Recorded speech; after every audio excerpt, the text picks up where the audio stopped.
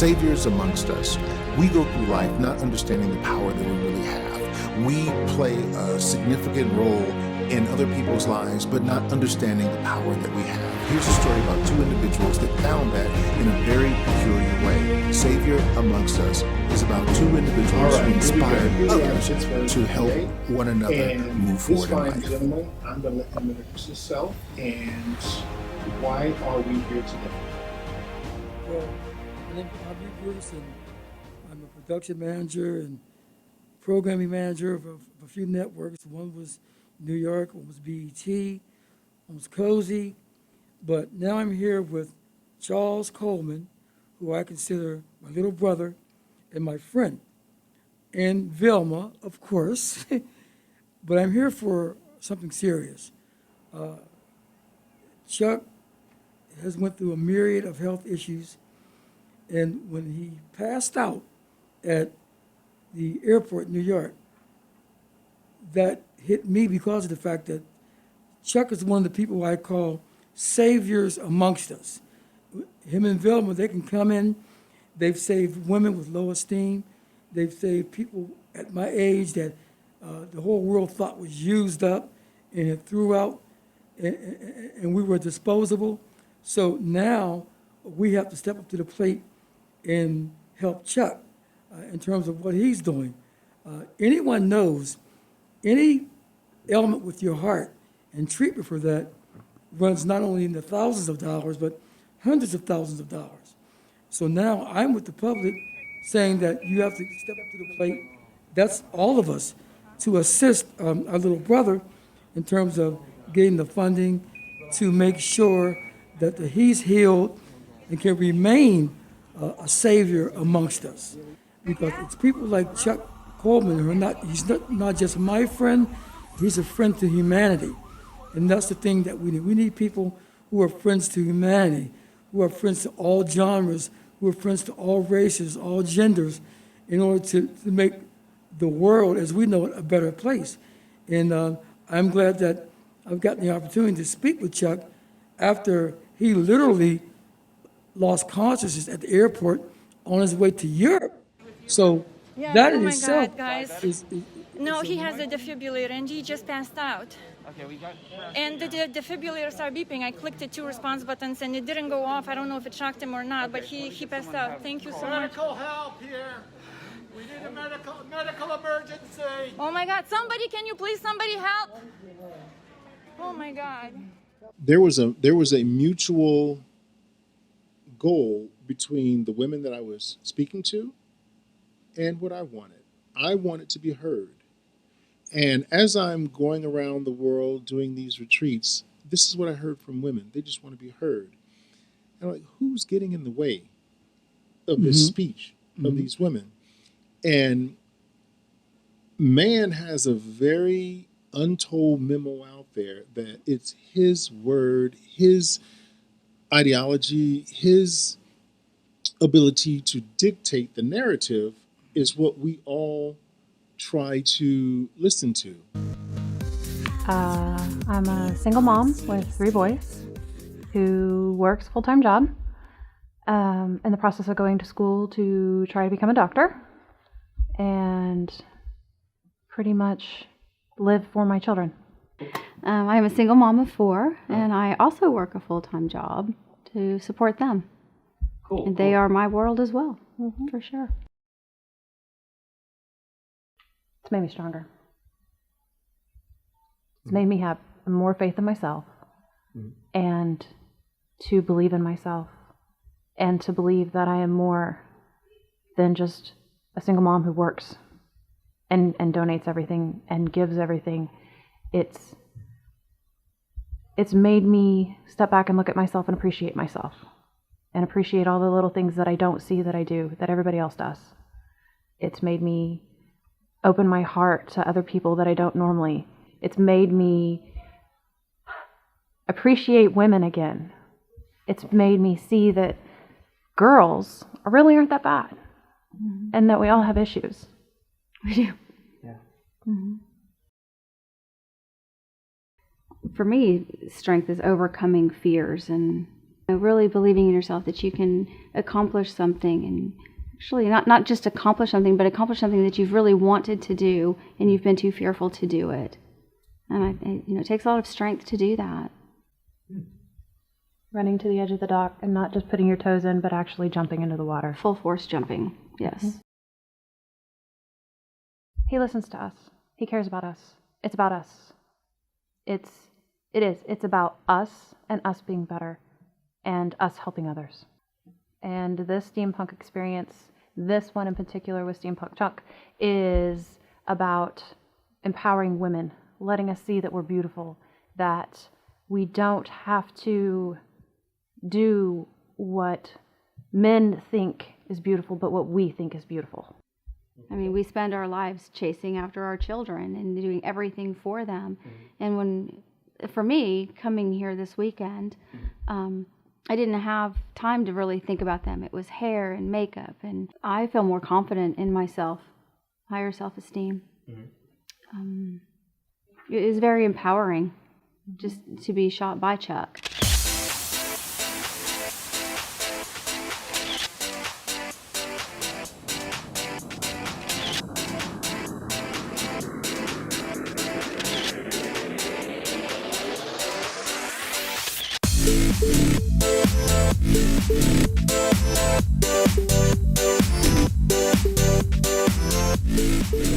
I feel that I operate backwards. A lot of individuals, like even with this, shoot that we've, put together today, a lot of the models will come and ask me, well, what do you want me to wear? What look do you want me to have? And in my mind, I don't operate that way. I look at the person's character. I get an emotional bond with their individualistic point of view, and I build my picture off of that. I build their look off of that. And there's something to me that is more important than the final product. It's when that girl comes to me and says, girl A comes to me and says, oh my God, girl B has the same issues as I do. I don't know a better word to use, but a sounding board for, a lot of our deep rooted voices that we're trying to get out, and we just fall upon deaf ears. So I'm here today to try and bring the opioids and dreams to the next level. And you had some great ideas. Can you share some of those ideas? Yes, and one of them is taking Vilma's experience and sculpting that clay into a vessel that will be thrown in the furnace and to be tempered so that she can be a role model. What she endured, I saw her literally turn tragedy into triumph. And once that's done, now you have a role model who says, look, I went through the tragedy, but you won't have to go through the tragedy. You can be part of the triumph. And that's the key. When people who are facilitators in humanity, when they're the ones that come along and say, you know what, I'm going to bare my soul. I'm going to let you see what I went through, even though it might be harmful cosmetically to me, for you to see this. In the end, you're going to be better for it, and the world's going to be better for it because of me having the courage to share my story. Okay, I was blessed to have Carol Lefevre, COO of OTA. They own 45 television stations.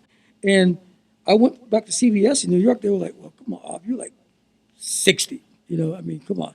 This is for the younger people now. And so I came back home dejected and discouraged. And a month later, I meet you in Velma, And I said, look, can you help me with some programming? You're talented. I see your images. And Vilma instantly talked about, she said she would share her story. Her helping me, but helping the women that saw her story, on television. And that, to me, that was one of the greatest series I ever had. And you gave me a title of producer. I crowed for about 10 months. I was like, he called me a producer. All I did was help get the stuff on the air. Him and Vilma did all the work. This is something that I understand the battle and what my job is now. And one thing that Vilma and I always go over and over again when we hear people speak, we always say these words: people will always tell you who they are if you learn how to listen to emotion. The person who says, oh, I can do this, or I'm this great, or I'm rich, usually they're not. Or I'm a kind person, I'll do this for you, and I'll do this, I never lie. Those are the people who do. Because if they really believed in themselves, they would have no reason to try to make others believe that, because their story would have been told by others. So if no one else is singing that song or that praise, then more than likely they're not. So what we're doing right now is that we want those people that do not have a voice to be able to hear us, but we need assistance. We need to put ourselves in a situation to where we have help. I can no longer go out there and charge these people that need help money to help us finance what we're doing, because these individuals, they might need it, but there's some less fortunate individuals out there that will need a lot more than these women. So the program that we're getting ready to start, that we're getting ready to air, is going to be based on probably a little bit more in the direction of we're seeking outside help. And this is what we're coming to you for, to tell that story. Well, saviors amongst us is such a defining, not title, but All inclusive. but accolade, because what you've done, you and Velma, you've charged minimal fees to tell maximum stories for these women to get their self-esteem. Now, the world, including myself, has to say, we have to be the saviors now. You and Vilma have been the saviors for the past 5 years. You have reclaimed souls, you reclaimed lives that most people would have done at least selfishly, and you did it without complaining. Every time I will call you, you say, I'm on the road, I'm in Texas. And where you at in your check? I'm at the Bonneville Salt Flats. Where you at? I'm in LA. Where you at? I'm in Seattle. So you've stretched the acumen of your life in order to help people. And so now people have to stretch their acumen to help you and Velma. Because it's not only one, they have to help two people. Because if they don't help you, they don't help her. Because when you reach your destination, it has to be a crossroads. And right now we're at a crossroads to keep the saviors amongst us. And you and Vilma have been the saviors amongst us. Now we have to be the saviors in order to help you achieve health and wellness so you can continue to do the great things that you've done over the past 5 years.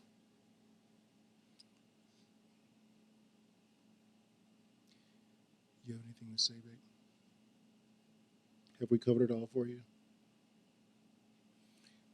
Aubrey, I have all the motivation in the world to make this happen. I have no choice. When I get up in the morning, my brain takes off and I have to follow it. If I laid in the bed there, I'd pick up a laptop or a cell phone and continue. It just doesn't stop for me. My sidekick over there, Vilma, she is in the same boat. Every morning, she's pushing forward as well, because we both have seen death. And I don't believe either one of us are afraid anymore. And I really want to use this opportunity with, the limited time that I have left, whether it's 2 years or 20 years. Even 20 years is a limited time to correct some of the wrongs that have been going on for quite some time. So without any further ado, let's go ahead and forge forward and make this happen. I think it was Socrates or Aristotle said, it's okay not to fear death, but it's not okay to embrace death. You see what I mean? It's okay to put a pig on your barbecue grill, but it's not okay to kiss a pig, right?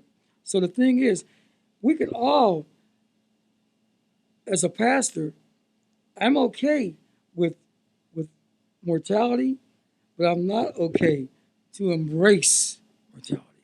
And I think we're at a point now, you don't have to prove that you're not afraid of death. We have to say, no, it might be imminent, but we're not going to embrace it. So tell everyone around you that surrounds you that if they don't love Chuck enough, they tell you it's going to be better on the other side. It's going to be better. There's a better place. There's no better place than me talking to you in Velma, being alive on this earth to function.